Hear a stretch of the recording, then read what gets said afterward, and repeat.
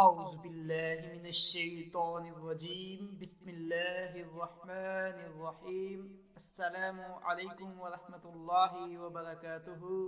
آج کا سوال ہے، اعضائے وضو میں سے کوئی جگہ خشک رہ جائے تو پھر کیا کرنا چاہیے؟ اعضائے وضو میں سے کسی جگہ کا خشک رہ جانا باعث عذاب ہے۔ رسول اللہ صلی اللہ علیہ وسلم نے کچھ لوگوں کی ایڑیاں خشک دیکھ کر فرمایا، خشک ایڑیوں کے لیے آگ کا عذاب ہے۔ اگر اعضائے وضو میں سے ناخن کے برابر بھی کوئی جگہ خشک رہ گئی تو وضو نہیں ہوگا۔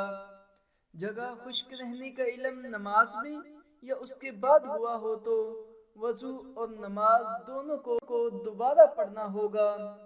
عمر بن خطاب رضی اللہ تعالی عنہ فرماتے ہیں، رسول اللہ صلی اللہ علیہ وسلم نے ایک آدمی کو دیکھا، اس نے وضو کیا تو پاؤں پر ناخن کے برابر جگہ خشک رہ گئی، تو آپ صلی اللہ علیہ وسلم نے اسے وضو اور نماز کو لوٹانے کا حکم دیا، یعنی یہ سب چیزیں دوبارہ دہرانے کا حکم دیا۔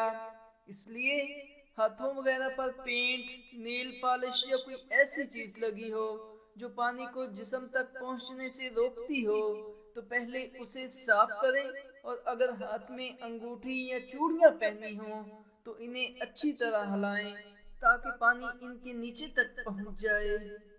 اللہ ہم سب کو ان سب چیزوں پر عمل کرنے کی توفیق عطا فرمائے۔ جزاک اللہ احسن الجزا۔